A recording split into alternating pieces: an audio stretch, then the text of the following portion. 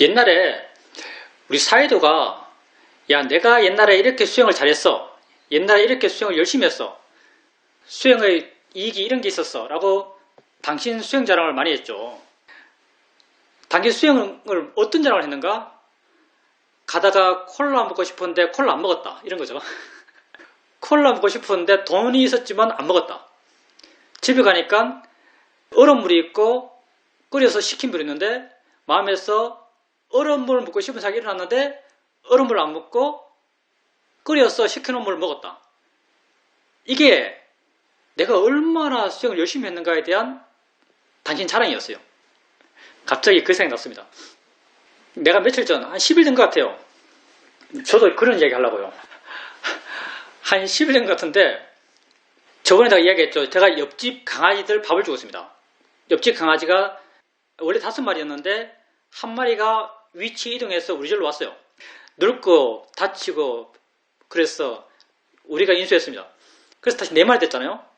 근데, 우리 절로 위치 이동한 개집에 금방 또 개가 한 마리 와 있더라고요. 그래서 여전히 5마리예요. 5마리 이제 물 주고 밥 주고 이렇게 돌고 있는데 갑자기 그 집과 그 대문이 좀 멀어요. 근데 그 사람들 사는 집 거기까지 안 들어가거든요. 내가 그 사람들 사는 집에 강아지 짖는 소리가 나요. 거기에 강아지가 있어요. 순간 내 마음에 화가 났어요. 6마리까지 책임지라는가? 내가 한 마리 더 밥 줘야 돼? 물 줘야 돼? 그리고 그 집 사료도 우리가 절반을 부담하거든요. 스님들끼리 각출해서 절반을 부담해요. 왜냐하면 옛날에 내가 그 집에 개 강아지 밥 주고 있는데 그 집 분이 이렇게 말하더라고요. 강아지들 밥 많이 주지 마세요. 많이 줘 봐야 똥만 많이 사요. 이렇게 말하더라고요. 개들이 주는 만큼 먹고 있는데 밥만 주래요. 개들이 주는 만큼 먹고 있는데 밥만 주라는 거예요. 근데 그 사람들이 주인이에요. 나는 그냥 도와준 입장에서 그분들의 말을 무시할 수가 없잖아요. 그래서 결국 절충한 내게 뭐냐면 사료 반은 우리가 부담할게요. 사료 반은 우리가 부담할게요 해서 내가 주고 싶은 대로 줘요. 개들이 먹을 만큼 먹도록 주는 거죠. 그래서 보니까 한 마리가 더 는 거예요. 그러면 순간 지나갈 생각, 아니 사료를 더 줘야 되는 거야? 그리고 또 마음이 내는 결론이 뭐냐면 저 한 마리는 저 사람들이 알아서 하겠지. 자기 방 앞에 바로 있는 개니까 저 한 마리는 저 사람들이 바로 알아서 하겠지. 이게 마음이 쭈르륵 지나가요. 그리고 개를 무시하고 가려고 그러죠. 그때 내 마음이 좋았을까요? 그때 내 마음이 아주 안 좋습니다. 마음이 왜 안 좋죠? 잘못하고 있다는 걸 마음이 아는 거죠. 옳지 않다는 걸 마음이 알아요. 순간 내가 다시 제자리로 돌아왔죠. 내가 이거 왜 하지? 라는 그런 마음, 바른 게 뭔지에 대한 그런 마음, 바른 게 뭔가? 주어지는 촉구는 주어진 대로 주어지는 것이고 나는 그때 상황에 맞춰서 내 할 걸 하면 돼. 이게 세상 사는 데 있어서 내가 생각하는 바른 태도예요.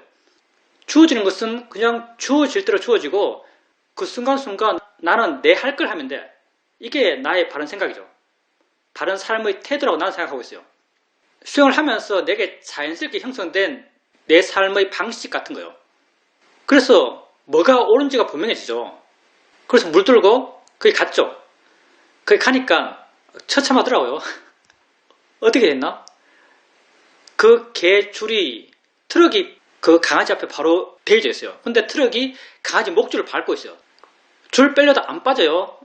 나중에 트럭 뺄 때 강아지가 거기 밟힐 수도 있다는 생각이 들더라고요. 최악의 경우. 그래서 우선 트럭을 뒤로 뺐어요. 가던 방법을 다 동원해가지고 어떻게 트럭을 뒤로 밀었죠. 그래서 강아지 줄을 트럭 밖에서 빼냈죠. 근데 그때 비가 많이 온다는 예보가 있을 때였어요. 근데 얘가 비를 피할 데가 없어요. 비가 많이 오면 비를 그냥 쫄딱 맞아야 될 그런 상황인 거예요. 그래서 또 내려가서 그 집에 개를 워낙 많이 키우기 때문에 빈 개집이 많아요. 우리도 개집 몇 개 샀거든요. 우리도 개집, 개밥통 우리가 많이 샀습니다. 사달라는 말을 못하니까 해봐야 별 소용도 없는 것 같고 그래서 그냥 속 편하게 우리가 사요. 그래서 남아도는 개집 수레 들고 가서 씻고 큰 계집은 굉장히 무겁더라고요. 갖고 와서 계집 설치해주고 그리고 걔한테 밥을 줬죠. 밥을 엄청 많이 줬는데 걔가 그 밥을 다 먹더라고요. 굶은 거죠. 그러니까 걔 밥통 하나 구해서 나도 거기 살도 부어놓고 그렇게 했어요. 끝나고 돌아오는데 마음이 기뻐요. 왜 기쁜가? 옳은 일을 했다고 내 스스로 아는 거죠. 옳은 일을 했다고 내 스스로 알아요. 그래서 마음이 기뻐요. 공자가 이런 말을 했다 그러죠. 소인은 이에 밝고 이에 민감하고 이익이죠. 소인은 이익에 민감하고 거기 나오는 건 대인이에요. 대인. 대인은 의에 민감하다. 의가 옳을 의자겠죠. 뜻의 뭐 이런 거죠. 옳다는 의미겠죠. 대인은 의에 민감하다 이렇게 말해요. 이게 정말 맞는 말 같아요. 뭐가 기쁜가? 바른 게 기쁜 거예요. 기쁨의 원인이 딴 게 있잖아요. 바른 것이 기쁜 것이에요. 발랐기 때문에 마음이 기뻐진 거죠. 그 바른 걸 내가 아는 거죠. 그때 나는 뭔가 지혜죠. 지혜가 자기 발음을 보여줘요. 무엇이 옳은지 지혜가 보여줘요. 그리고 지혜가 보여준 그 길을 안 가면 마음이 괴로워지고 그 길을 가면 마음이 기뻐져요. 그래서 어디에서 기쁨을 찾을 것인가? 발음에서 기쁨을 찾아야죠. 우리가 수행한다는 것, 그게 발음에서 기쁨을 찾아가는 길이라고 말할 수 있습니다. 그러면 이런 경험을 하면서 정말 바른 것이 기쁨이구나, 바른 것이 의미구나 라고 알았어요. 그때는 그게 좀 명확했죠. 이런 말을 듣는 여러분은 또 이렇게 생각하겠죠. 이런 말만 하니까 도경스님은 항상 마음이 바르다고 알면 그렇게 바른 대로 실천하시는구나. 야, 정말 대단하신데? 이렇게 생각할지 모르겠지만 그건 전혀 그렇지 않고요. 내가 세상에서 바르지 않다고 내가 알지만 행하는 게 굉장히 많습니다. 바르지 않다고 알지만 내가 행하는 게 굉장히 많습니다. 아마도 여러분도 마찬가지일 거예요. 우리가 다 중생이니까. 근데 우리가 이대로 살 수는 없잖아요. 우리가 이대로 살 수는 없습니다. 점점 기쁨을 찾아가야죠. 무엇에 기쁠까요? 이익 때문에 기쁘겠어요? 기쁨은 발음에 있습니다. 발음은 기뻐요. 이 기쁨은 오직 나의 기쁨이에요. 내가 엄청 좋은 일 했죠. 맞죠, 여러분? 객관적으로 아주 좋은 일 했어요. 남에게 자랑할 만한 일 같아요. 어떤 측면에서는. 근데 내가 이 일을 누구에게 말했을까요? 말하고자 하는 의도가 생겼을까요? 어떤 측면에서 별로 대단한 게 아니에요. 근데 마음의 측면에서는 사실 어느 측면 대단해요. 사이도가 콜라 먹고 싶은데 콜라 안 먹었다가 비슷한 유죠. 옳다고 한 걸 행했어요. 그리고 마음이 기뻐졌죠. 내 스스로 옳다고 알아요. 바른 일을 했다고 알아요. 근데 내가 알 뿐이에요. 남이 알아주길 기대하잖아요. 남이 몰라도 아무렇지 않아요. 나의 행복을 내 밖에 어떤 것에 의지하잖아요. 그냥 나는 내가 바르게 사니까 내가 행복한 거예요. 그 이상 그 무엇도 내게 필요하잖아요. 공자님 말 또 생각났습니다. 공자님 말씀, 남이 알아주지 않는다 해서 화내지 않으면 그 또한 군자가 아닌가. 이건 논에 나오는 말입니다. 다 비슷한 유파 같아요. 남이 나를 알아주지 않는다 해서 화내지 않으면 그 또한 군자가 아닌가. 이거 아마 논에 나오는 말일 겁니다. 발음에 자기 삶의 의미가 있다면 정말 내가 바른 걸 내가 하는 것이지 내가 바른 걸 남들이 알아주길 바라는 마음은 조금도 없어요. 정말 그게 바르다면. 그러니 나는 올곧게 스스로 이렇게 있어서 기쁜 거죠. 스스로 이렇게 있어서 충분한 거예요. 이런 경험을 하면서 조금씩 옛날보다 좀 더 바르다고 아는 것을 행하면서 살 수 있겠다는 생각이 조금 듭니다. 조금 들어요. 옳다고 하는 것을 행하면서 살 수 있겠다. 이것 또한 자유로움의 길과 똑같은 방향인 것 같아요. 이게 내가 최근에 했던 일이고요. 세상의 시각에서 보면 시시한 거죠. 세상의 시각에서 보면 시시한 거예요. 근데 마음의 시각에서 보면 이건 어떤 측면 대단한 겁니다. 한 번 어떤 일이 있었냐면 단마스 와서 얼마 안 됐을 때 예초기를 샀죠. 단마스에 풀이 많이 나요. 그러니까 스님들이 나를 기다린 이유가 딴 건 아니더라고요. 풀 베줄 사람을 기다렸던 거예요. 풀 베줄 사람. 자기들은 힘이 없으니까. 스님들이 빨리 안 와서 풀 안 배주나 하면서 기다렸어요. 오자마자 바로 예초기 한 개 사주더라고요. 예초기 샀어 했는데 금방 고장났어요. 새 건데 금방 고장난 거예요. 그래서 예초기 산 곳에 갔죠. 가서 주면서 이거 안 됩니다라고 줬어요. 근데 사실 예초기가 내게 중요한 것도 아니고 예초기가 뭐 엄청난 가치가 있는 것도 아니고 예초기가 고장났다 해서 별로 대수롭잖아요. 근데 내가 그 아저씨한테, 아저씨가 좀 무뚝뚝한 분인데 좋은 마음으로 분위기 좀 부드럽게 하자고, 아니 아저씨 예초기 이틀 썼는데 고장나면 이거 문제 있는 거 아니에요? 이렇게 말했어요. 아저씨 예초기 이틀 썼는데 고장나면 이거 문제 있는 거 아니에요? 이렇게 말했죠. 그러니까 아저씨가 화를 벌컥 내면서 뭐 그렇다고 해서 수리비 깎아줄 줄 아세요? 이렇게 말하더라고요. 반응이 이랬어요. 그렇다고 해서 수리비 깎아줄 줄 아세요? 그런 의미로서 한참 말했어요. 내가 그 말을 듣고 있었죠. 그 말을 듣고 내 마음이 어땠을까요? 화가 불같이 났을까요? 예, 그 말을 듣고 나는 아무렇지 않았어요. 왜 내가 아무렇지 않았을까요? 내가 좀 전에 아저씨 예초기 이틀 쓰고 고장나면 이게 문제가 있는 거 아니에요? 라고 말했을 때 내가 어떤 의도로 그 말을 했는지를 내가 알아요. 나는 아주 좋은 의도로 그 말을 했어요. 난 농담식으로 그 말을 한 거예요. 예초기 내게 아무 의미가 없으니까, 안 중요하니까. 나는 아주 좋은 의미로 아저씨와 어떤 부드러운 대화를 할 첫 대화의 내용으로서 그 말을 했던 거예요. 근데 그 말에 대해서 아저씨가 불같이 화를 내는 거죠. 근데 그렇게 아저씨의 불같은 화의 말을 듣고 있어도 난 아무렇지 않았어요. 왜? 내 의도의 깨끗함, 내 의도의 발음을 내가 알아요. 그래서 그 결과로서 오는 외부의 부정적인 충격, 거기에 대해서 내 마음이 반항하지 않을 수 있어요. 그렇게 분위기 썰렁하게 헤어졌는데 다음에 그 가게가 나중에 우리 단골 됐는데 다음에 그 가게 갔을 때 아저씨를 또 봤죠. 또 봐도 내 마음에 걸림이 하나도 없어요. 원래 했던 대로 말하고 했던 대로 표정 짓고 했던 대로 웃고 그랬죠. 그러니까 아저씨가 겸연쩍게 하면서 날 한참 피했어요. 당신이 어색해서 날 한참 피했습니다. 그때도 생각해보면 내가 나를 알았기 때문에 고통받지 않을 수 있었어요. 내가 내 발음을 알았기 때문에 외부의 자극이 돼서 고통받지 않을 수 있었던 거죠. 그렇게 나를 아는 게 힘이 됩니다. 알면 바른 게 드러나요. 우리는 다 기본적으로 지혜를 갖고 있습니다. 아까의 경우, 여러분도 이런 경우 많이 경험할 걸 생각합니다. 아까의 경우, 내가 그 집에 6번째 개가 생겼어요. 내가 5마리 밥을 주고 있었는데 6번째 개가 생겼어요. 그러면 아무 상관없는 마음이 평온한 누구에게 물어봐요. 6번째 개에게 사료와 물을 주는 게 옳아? 아니면 그냥 무시하고 그 사람들이 알아서 하겠지 하고 그냥 보지 않고 그냥 내버려 두는 게 옳아? 라고 제3자에게 물으면 당연히 제3자는 사료와 물을 주는 게 옳다라고 100이면 100 말할 겁니다. 근데 번뇌 가득한 나는 달라요. 번뇌 가득한 나는 자기를 합리화하고 다른 사람을 원망하고 자기 편한 걸 찾고 자기 이익을 찾는 거죠. 내 이익을 찾는 거예요.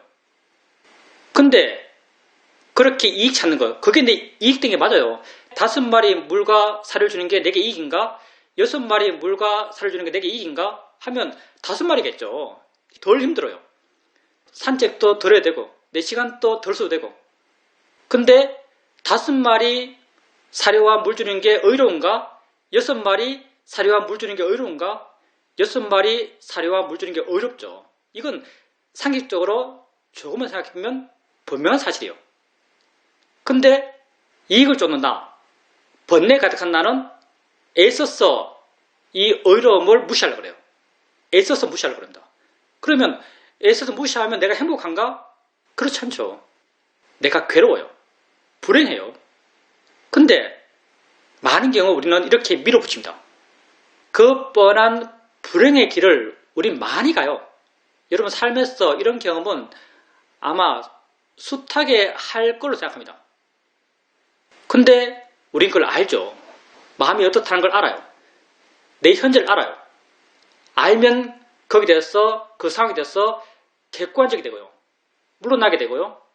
여유가 있게 되고요. 여유가 있으면 무엇이 옳은지 드러나요. 그리고 수행에 오면서 이런 경우를 수없이 만나고 이런 경우에 이런 바른 판단의 지혜를 여러 번 일으켰고 여러 번 경험했고 나름 익숙하고 그래서 이런 마음을 아는 순간 정답이 마음에 순간 드러납니다. 무엇이 옳은지. 옳은 게 명확해요. 그렇게 내가 옳다고 아는 대로 행동하게 되죠. 내가 옳다고 아는 대로 행동했을 때 그 결과는 마음의 기쁨입니다. 내가 그렇게 사는 것에 대한 기쁨이에요. 단순하지만 사실 심오한 거죠, 이게. 내용적으로 단순하고 시시할 수 있습니다. 근데 그게 수행적으로 결코 단순하지 않죠. 왜? 잘 못하거든요, 우리가. 내가 아까 기초수행법을 하면서 오늘도 생각이 뭐냐면 와, 이거 정말 하나같이 심오하네 이런 생각이 들더라고요. 이거 정말 하나같이 심오하다. 기초수행 본문 내용 하나하나가 다 정말 심오하다 이런 느낌이 들었습니다. 머리로 이해하는 건 쉬워요. 좌선하면서 그렇게 하는 게 쉬워요. 경영하면서 그렇게 바르게 보고 바르게 판단하고 바르게 행동하는 것 쉬워요. 근데 삶에서 내 이익에 부딪히고 내 이기심에 충돌하고 그런 상황 속에서 바른 길 찾는 것, 바른 행동을 하는 것 그거 쉽지 않고요. 단순하지 않습니다. 근데 우리의 진정한 행복의 길이 여기 있습니다. 세상에 있잖아요. 내 밖에 있잖아요. 우리의 진정한 행복의 길이 여러분 안에 있습니다. 발음이 곧 행복이에요. 발음이 곧 기쁨입니다. 자기를 알아가면서 자기를 이해가면서 자기에 대해서 객관적이 되고 이렇게 마음의 힘이 좋아지게 되면 이런 발음이 자연스럽게 드러나고 또 바른대로 행동했을 때의 기쁨과 바른대로 행동하지 않았을 때의 괴로움을 알면서 이것도 알아가면서 점점 마음은 바른 것을 행하는 쪽으로 기울어갑니다. 마음이 발라서 행동이 발라요. 그 행동은 남의 눈을 의식한 게 아니에요. 그 행동은 바른 마음에서 우러나온 바른 마음과 이어진 하나의 일관된 그냥 삶의 형태일 뿐이에요. 그래서 마음이 발라서 나오는 이 바른 행동은 남에게는 훌륭하게 보일 수 있지만 나에게는 전혀 훌륭한 게 아니에요. 나에게는 너무나 당연한 거예요. 그래서 나는 바른 마음에서 나온 바른 행동에 대해서 훌륭하다 생각할 수 없고 내가 좋은 일을 했다 생각할 수 없고 그게 설업이 안 돼요. 업이 안 되는 것은 윤회를 가져오지 않죠. 괴로움의 굴레로 우리를 끌어가잖아요. 다 같은 원리죠. 그래서 나를 아는 게 정말 중요합니다. 계속 나를 알아가게 되면 바른 게 자연스럽게 저절로 드러날 거예요. 그리고 여러분이 여러분 스스로를 알아가고 여러분 스스로에 대해서 기뻐하는 그런 삶을 살아가게 됩니다. 예. 그래서 결론은 바른 것이 기쁨이다. 이게 결론입니다. 바른 것이 기쁨이다. 여러분 바르게 사십시오. 바르게 사십시오 해서 바르게 살아지는 않습니다. 알아야 바르게 살 수 있습니다. 알면 바르게 살 수 있어요. 그 바른 건 나에게 바른 거죠. 나에게 바른 건 내가 인정해요. 내가 인정하는 것은 기쁨으로 드러나죠. 만족으로 드러나요. 나에 대한 의지로 드러납니다. 자등명으로 드러나요. 그렇게 자기를 알고 발음이 드러나고 발음을 행하면서 스스로에게 기뻐하고 스스로에게 의지하는 그런 여러분이 되시길 바랍니다. 질문입니다.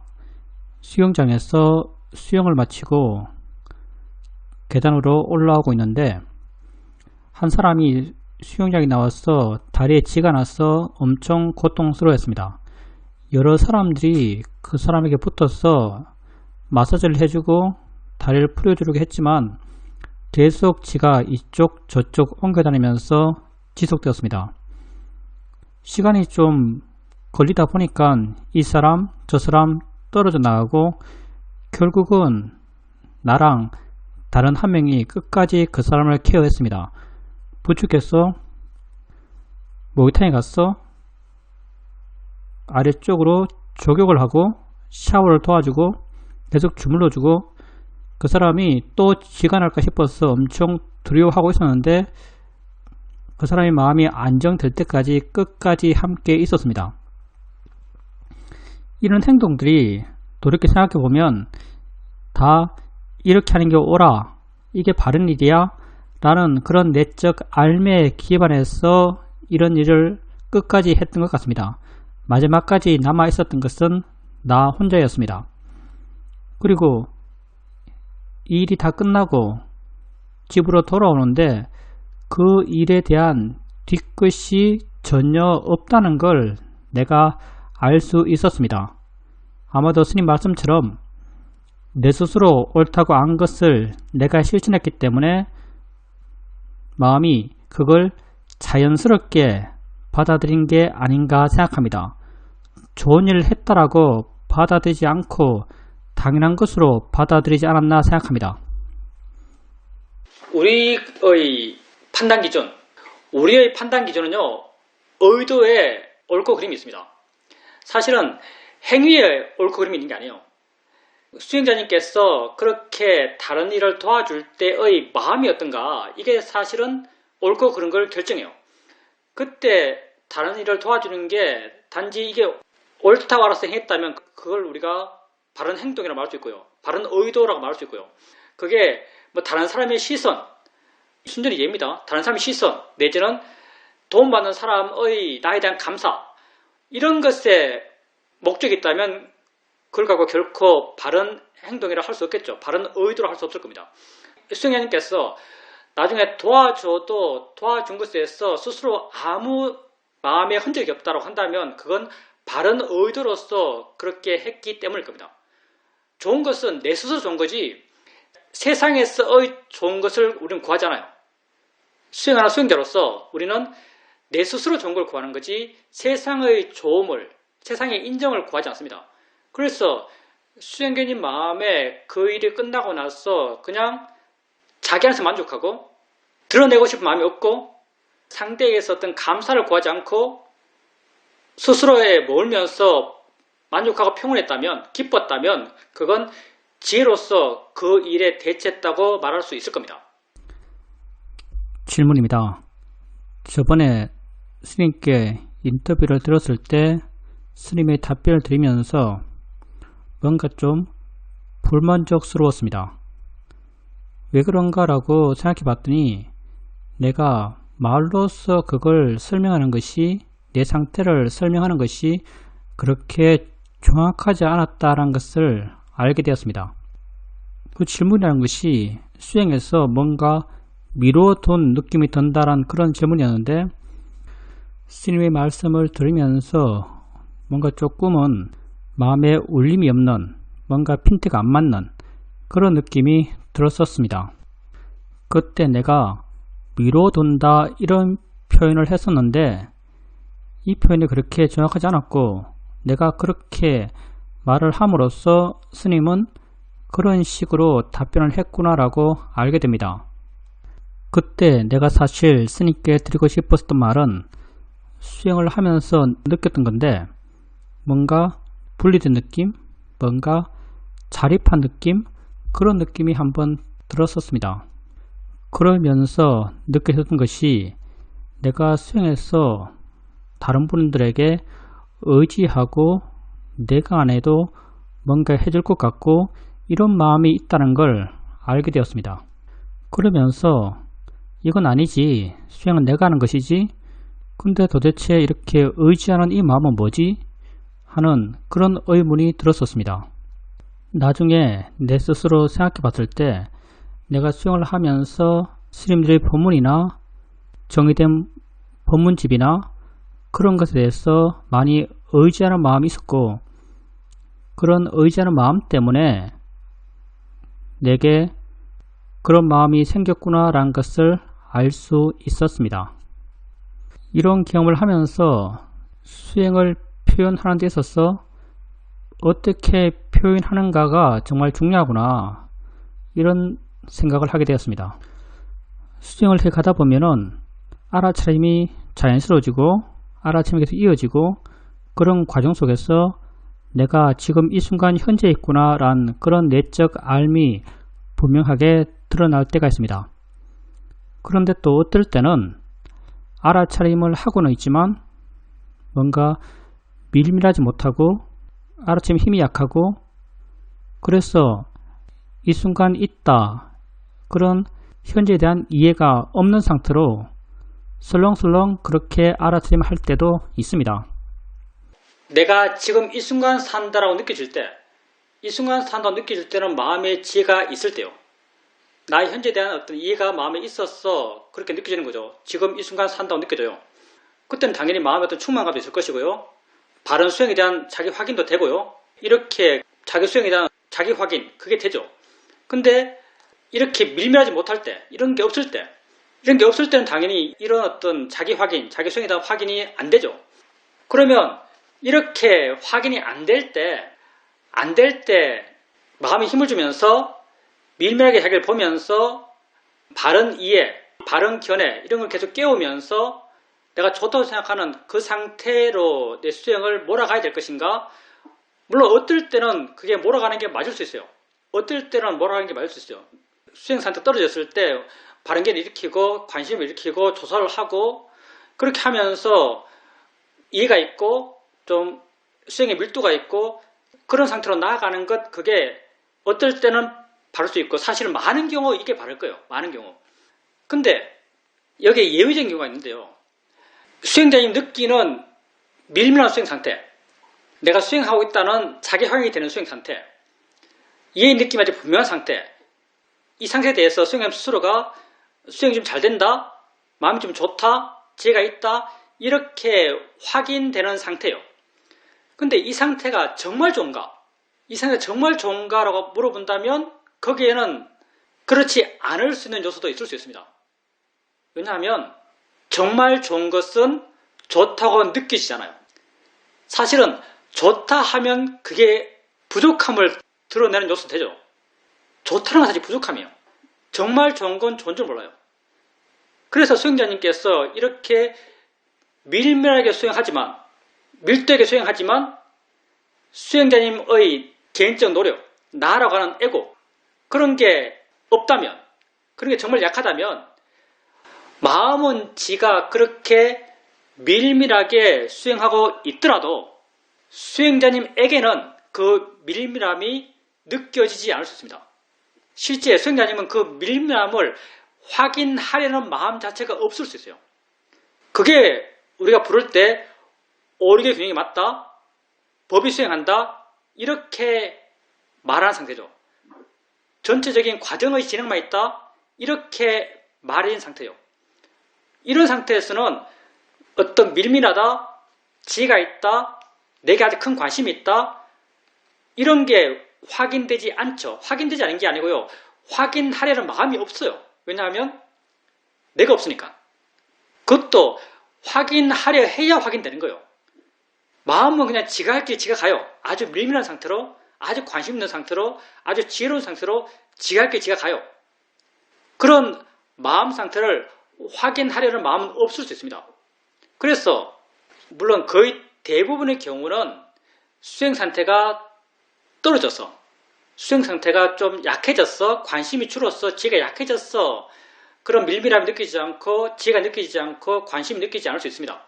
근데 수행이 아주 잘 돼도, 수행이 아주 이상적으로 잘 돼도 그런 건 느끼지 않아요. 이런 경우도 충분히 있을 수 있다는 걸 아셔야 됩니다. 그리고 수행자님께서 저번에 말씀하신 것, 표현의 문제 이렇게 말씀하셨는데, 사실 표현의 문제는요, 언제나 있습니다. 언제나 부족해요.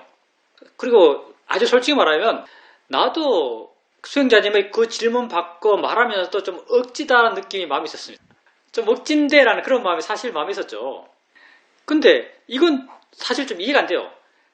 수행자님에게 수행하면서 미뤄두는 느낌, 미루는 마음, 이런 마음이 그 수행에 대해서 의지하는 마음 때문에 생겼다, 이렇게 말씀하셨는데, 의지하는 대상이 이제 법사들이죠.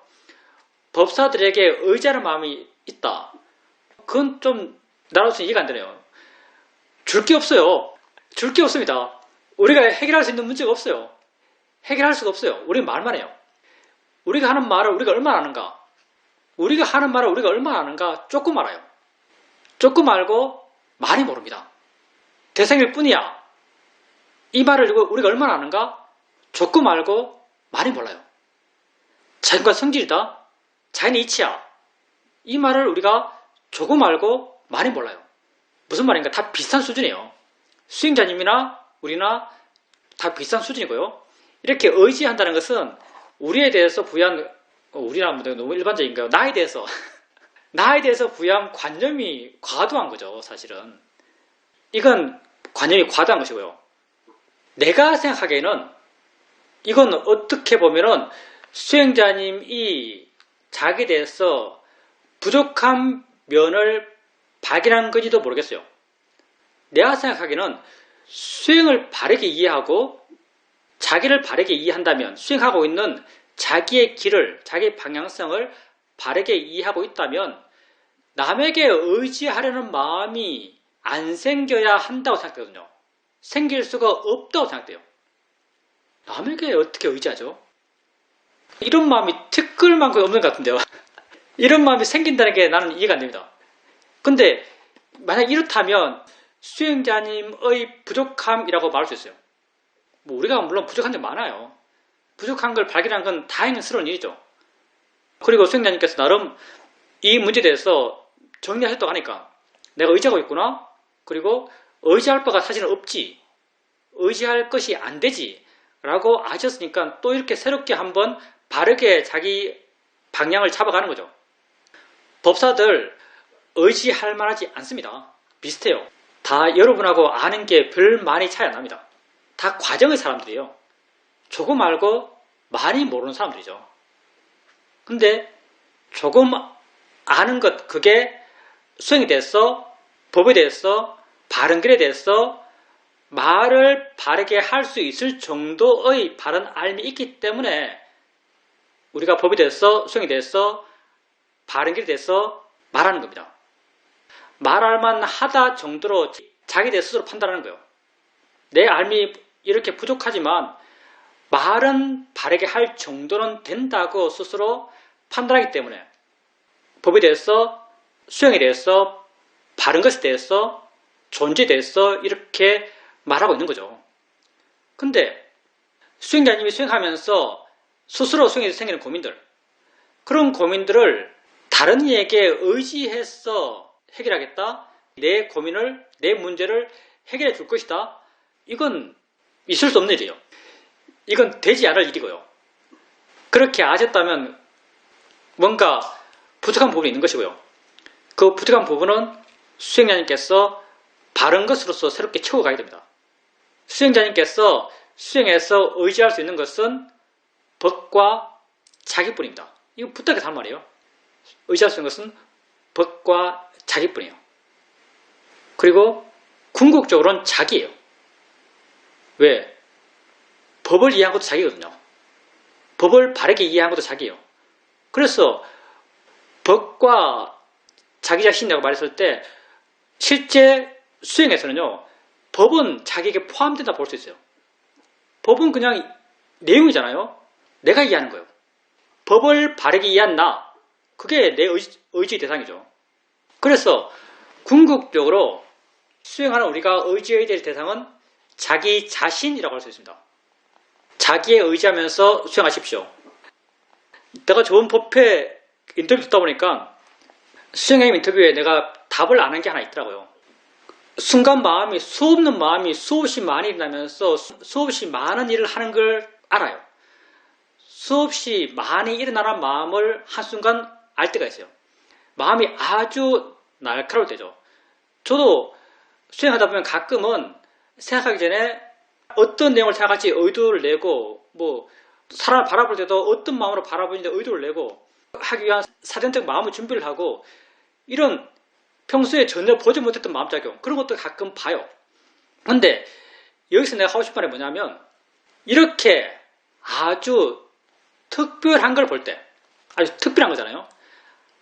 아주 특별한 걸 체험할 때 그 특별한 체험에서 어떤 이해가 생기는가? 아니면 그런 체험만 있는가? 이렇게 봤을 때요. 아마도 나를 기준으로 판단해 본다면 그때 이해는 없었을 겁니다. 체험만 있었을 거예요. 이해는 나중에 그 체험을 되들러 생각하면서 사유하면서 마음이 이렇구나. 마음이 각자 지하를 지가 하는구나. 수없는 마음이 각자 지하를 하면서 그 순간 같이 일어나는구나. 이런 건 나중에 사유적으로 생각해서 그 상태를 어떤 해석하는 그런 입장에서 그런 말을 하는 것이고요. 그때 그 경험을 하는 그 순간 어떤 이해가 마음에 확 일어났어. 그 이해된 동의가 마음에 확 생기고 그 동의를 통해서 마음이 확 변하고 작든 크든 이런 어떤 이해 경험을 했는가? 아마 이런 이해 경험은 없었을 겁니다. 아주 신기하게도요. 특별한 체험에서는 절대 지혜가 안 생깁니다. 내가 이 수영을 하면서 수없이 아주 특별한 평소에 하지 못하는 그런 상태의 체험을 해요. 근데 그런 상태의 체험에서 한 번도 지혜가 나본 적 없어요. 지혜 난 것처럼 인터뷰도 많이 해봤지만 사실 이건요 다 그 경험을 하고 난 뒤에 사유적으로 아까 그 경험을 드러내놓고 이 경험은 이런 거의 경험이지 마음이 이렇기 때문에 이런 게 생겼지 하면서 사후적으로 끼워 맞춘 지혜요. 사후적으로 끼워 맞춘 지혜지요. 그때 그 경험을 하면서 그 경험에 의지해서 생긴 지혜는 경험해 본 적이 없어요. 특별한 경험에서는 결코 통치할 지가 생기지 않습니다. 물론 일반적인 시각에서 그런 경험을 하는 마음은 아주 날카로운 마음이고요. 아주 힘이 좋은 마음이에요. 근데 그런 상태가 저절로 경험된다면 경험하겠지만 그 경험을 추구할 건 아니에요. 무슨 말인가? 특별한 체험을 추구할 게 못 돼요. 왜? 절대 지혜가 안 나니까. 왜 지혜가 안 나는가? 마음의 균형이 안 맞아요. 특별한 경험은 왜 하는가? 어떤 특별한 마음, 주로 에너지, 힘이 되는 마음이겠죠. 노력이나 알아차림이나 이런 에너지 쪽의 마음, 이런 마음의 힘이 과도하게 크고 누르는 마음, 고요함, 오백가 이런 마음이죠. 누르는 마음의 힘이 과도하게 약했을 때 우리가 그런 아주 특별한 경험을 하는 것 같아요. 아주 날카롭게 보는 것 같아요. 근데 마음의 균형이 안 맞아요. 그런 경험을 하지 않기 위해서 노력할 필요는 없겠지만 그런 경험을 하는 것을 나쁘게 볼 필요는 없겠지만 그런 경험을 추구할 건 못 돼요. 특별한 걸 추구할 게 못 되고 특별한 걸 보려고 할 필요도 없고 내가 보지 못하는 미세한 걸 보려고 할 필요도 없어요. 그냥 아주 평범한 쉽게 알아지는 그런 것들을 알아가는 것으로 우리 수행은 충분합니다. 지혜는 아주 평범하게 알아지는 가운데서 그리고 실제로 마음까지도 평범하게 느껴지는 마음에서 통찰도 생깁니다. 내가 평범하게 느껴지는 마음 이렇게 표현한 것은요. 실제 그 마음이 평범하지 않아요. 근데 내게 느껴지기로는 평범해요. 아까도 말했지만 그 마음 상태를 확인하려는 나의 노력이 없기 때문에 나의 의지가 없기 때문에 특별하지만 특별함이 느껴지지 않는 마음 평범하게 느껴지는 그 마음에서 통찰지가 아주 강하게 생겨납니다. 그래서 우리 수행에서 특별함은 필요 없다. 특별함은 구할 게 못 된다. 이런 말씀을 그때 들으려고 했는데 까먹었습니다. 하여튼 계속 알아가는 것이고요. 계속 부족한 걸 발견해 가는 것이고요. 계속 조금씩 더 바르게 해 나가는 거죠. 그게 우리 길입니다. 질문입니다. 스님께서 저번 법회에서 가장 나 같은 게 마음이다. 마음은 끝까지 살아있다. 죽기 전까지 마음은 살아있다. 마음은 계속 생산적이다. 왜냐하면 없던 죄가 생길 수 있기 때문이다. 그리고 스님께서 하신 말씀이 마음이 바쁜 것이 중요하다. 마음이 일을 해야 한다. 화지, 마음이지, 대상일 뿐이잖아. 자연의 이치야, 알아지는 거지. 이렇게 할 때 마음이 일을 하는 것입니다. 그런 스님의 말씀을 반복해서 들으면서 제 수행에 비춰보고 많은 생각을 했습니다.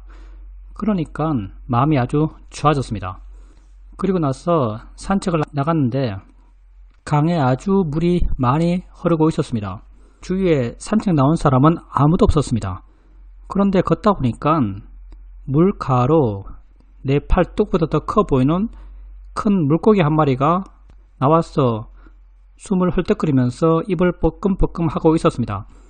어떻게 하지? 라고 고민하다가 우산으로 밀어 넣으려 했는데 밀 수가 없었습니다. 그래서 손수건을 꺼내서 꼬리를 잡으니까 가만히 있었습니다. 그렇게 손수건으로 꼬리를 잡고 물에 던져주니까 조금 헤엄치더니 시야에서 사라졌습니다. 그렇게 물고기를 살려주고 돌아와서 집에 왔는데 엄청 피곤했습니다. 좋은 일 한 것 같긴 한데 엄청 피곤해서 왜 이런가? 라고 생각되었습니다. 아침에는 스님 법문을 여러 번 들으면서 조목조목 생각하고 내 수행에 적응하고 수행을 이렇게 하면 되겠다라고 수행에 대한 분명함이 생기고 마음도 좋아졌는데 실제 그렇게 실천하는 것은 너무 피곤해서 쉽지 않았습니다. 고기 살릴 때 좋은 일이죠. 맨 처음 마음은 좋은 마음으로 하셨을게요. 마음이란 게 순간순간 있는 겁니다. 좋은 마음도 순간순간 있는 것이고요. 나쁜 마음도 순간순간 있는 거예요. 그 행위 자체를 밖에서 보면 좋은 일이에요. 선행이죠. 근데 행위를 하면서 생기는 마음은 항상 좋은가? 그렇지 않다는 거죠. 행위를 하면서도 그 행위 속에서 수많은 마음이 일어나고 있어요.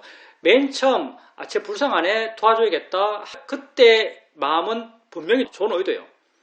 근데 우산 들고 안 밀려요. 이거 안 밀리지 하고 화가 나요. 사실 화나요.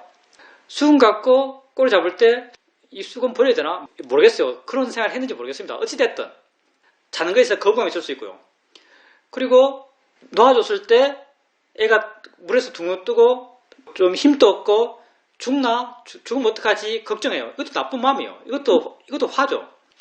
그러면 어떤 마음이 좋은 마음이고 어떤 마음을 했으면 덜 피곤했겠는가라고 말한다면 평온한 마음을 하는 거예요. 평온한 마음. 그러면 어떻게 하면 마음이 피곤할 수 있는가? 수행하면서 하면은 마음이 피곤해요. 마음이란 게 대상의 의지에서 생기는 거죠. 대상 없이 마음이 없어요. 대상이 붙어 있으면 마음은 쉽게 동요되고요.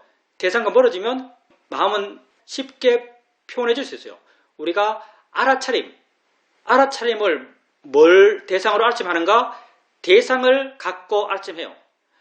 알아차림하는 순간 마음은 대상에서 멀어져요.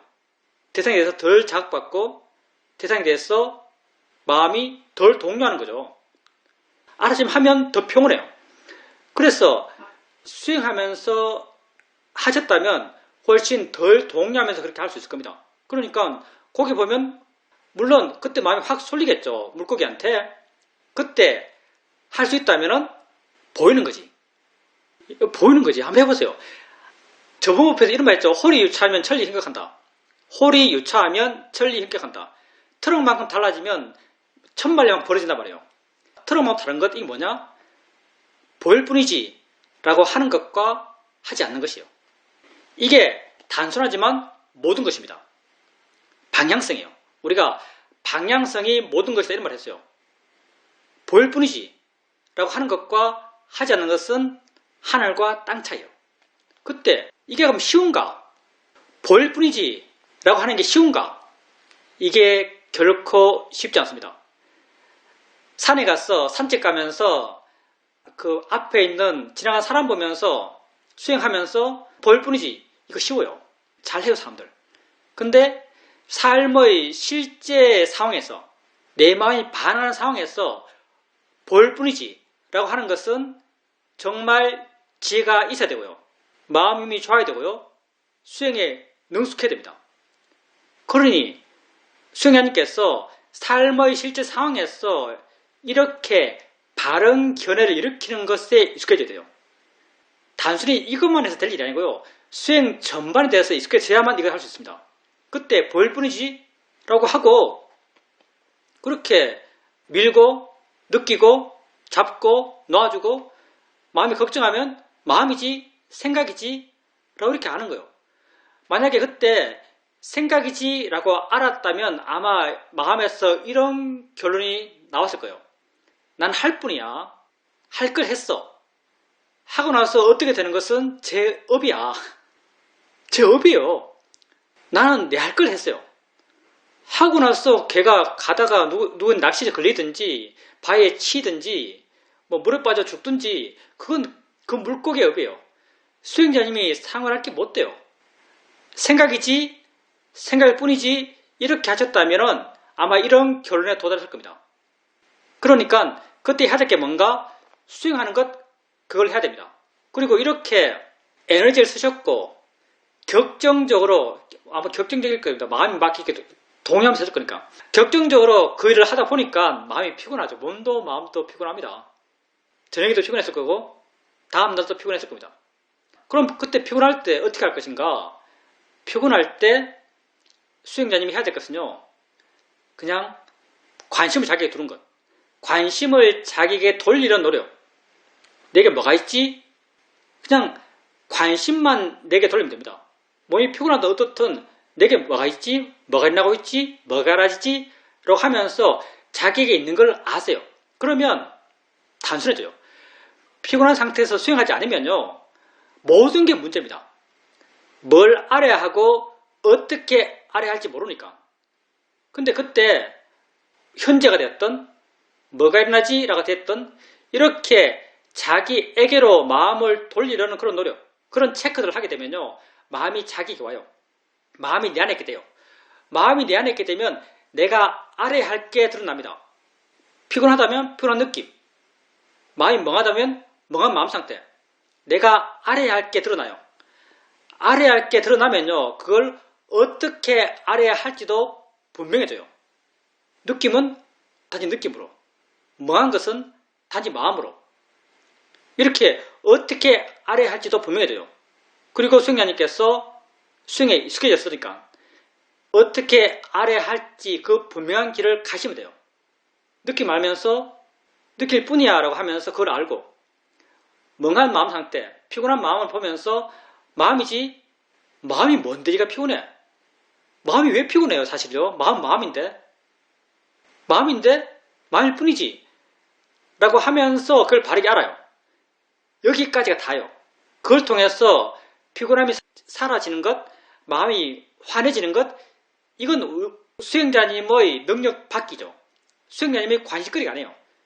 수행자님은 지금 자기에게 있는 것, 자기가 알아지는 걸 바르게 아는 것, 여기까지 하는 겁니다. 그러면 수행자님 바르게 하신 거예요. 그리고 수행자님이 수행에 대해서, 수행하는 것에 대해서 바른 실천에 대해서 좀 더 깊이 이해하신다면요. 이렇게 바르게 하는 거기에서 의미가 느껴질 겁니다. 바르게 하는, 바르게 실천하는 자기를 보면서 기뻐질 거예요. 왜? 그게 의니까, 바르니까, 옳으니까. 옳은 걸 행하는 자기를 보면서 마음이 기뻐질 겁니다. 의미가 느껴져요. 바르게 살고 있으니까. 그렇게 매 순간순간 수행자님이 해야 할 것은 수행입니다. 다른 데 답이 없어요. 수행하는 것, 거기에 답이 있습니다. 피곤해서 수행을 못해요. 화나서 수행을 못해요. 바빠서 수행을 못해요. 다 수행 못하는 원인들이죠. 근데 그때 수행을 할 수 있어야 됩니다. 이게 수행의 능숙도예요. 이게 지혜의 깊이요. 지혜가 깊다는 게 무엇으로 가장 두드러지게 드러나는가? 수행하기 힘들 때 수행하는 것으로 가장 두드러지게 드러납니다. 바쁘든 화나든 피곤하든 다 알아진 게 있어요. 알아진 것을 아는 게 수행이에요. 그러니까 이렇게 내게 알아진 것이 분명한 게 사실은 수행하는데 더 쉽다고 볼 수 있어요. 그러니까 아까도 내가 말했지만 우선은 자기에게로 마음이 와야 되고요. 뭐가 일어나고 있지? 뭐가 알아지지? 뭐 현재, 지금 이렇게 하면서 자기에게로 마음이 와야 되고요. 자기에게로 마음이 오면 알게 드러나요. 알게 드러나면 어떻게 알아야 하는지도 분명해져요. 그러면 수행할 수 있습니다. 그 상태, 그 부정적인 상태가 좋아져야 되는 게 아니에요. 수행하는 것 이게 다예요. 우리가 해야 될 것은 이게 답니다. 단지 수행하는 거예요.